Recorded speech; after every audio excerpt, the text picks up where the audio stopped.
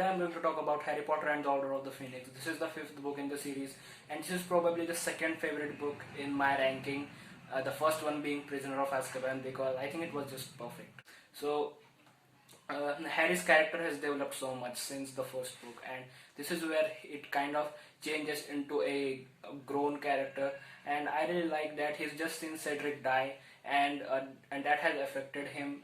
Just as everyone, he's not perfect, and that's what this book kind of shows, that he can make mistakes. So continuing from the last book, Harry and Cho's relationship is still there. I don't like Cho Chang. She is boring and she is just crying all the time. So that's what I wanted to say. But thankfully, in the 6th book, that won't be continued, because those who have watched the films or read the book, they know that's not going to continue.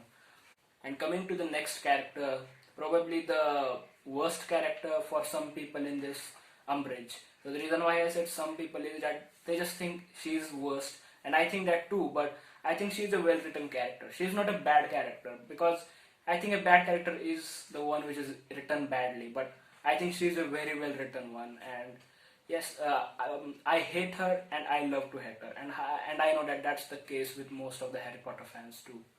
Umbridge is bad, we all know, but most of the people in Hogwarts are scared of her except one, which is McGonagall. And I just loved every scene where McGonagall would be like, she would just won't care that Umbridge was there with her. Umbridge would just cough, and McGonagall would be like, "What's your problem?" That was just the coolest part. McGonagall is great in this book. I just love that. Highlight of this book is Sirius's death, and when I watched the movie for the first time, I just felt that a character from Harry Potter is dead, just like the last book or the last movie.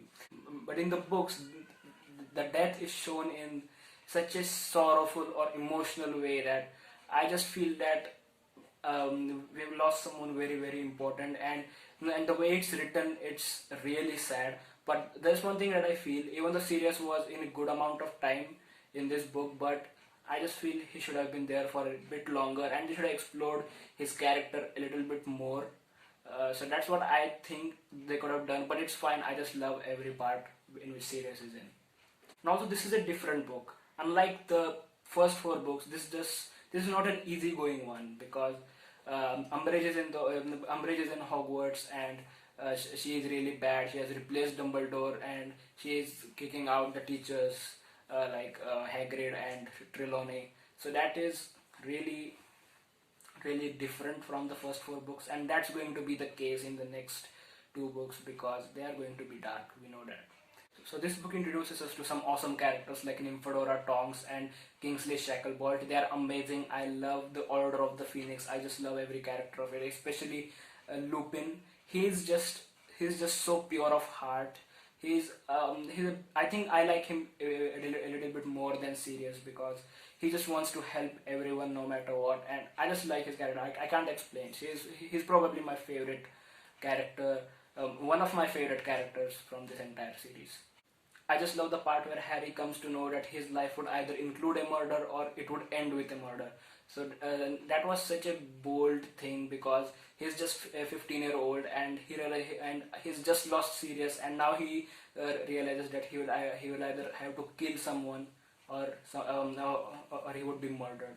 That's how his life is going to end. It was just such a big thing for a 15-year-old.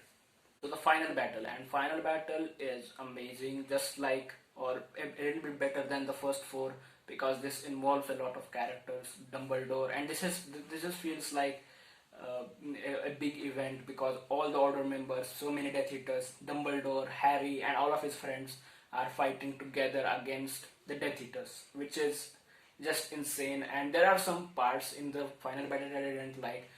Before the final battle, actually, where they go into the Department of Mysteries, and there are these 8 or 10 doors which spin around, and they will have to find which one is the real one to get to the prophecies section, which makes sense for a place like Department of Mysteries, but at the same time it is boring to see them going into different rooms and then realizing that it is the wrong one, then coming back and then going into the second one, and then coming back and then going into the third one. It's quite boring, and it's not like it just happens once.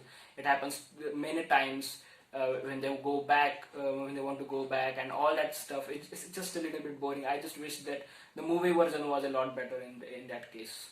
So that's one flaw, and that's what I wanted to talk about. And also, I don't know about you, but in the final battle, in the last book as well, and in the previous books, there are some funny elements in the serious tone of the final battle, like that Death Eater turning into a baby face. I think that it's funny, but I don't think it's a good idea to include it in the final battle. But overall, I just loved every part. It was amazing. It's the darkest book yet. I said yet because the next two books are going to be way more darker. I'm really excited for Half-Blood Prince. I just want to read it as soon as I can, and I'm going to talk about it. So that's it for today's video, and I'll catch you in the next one. Bye bye.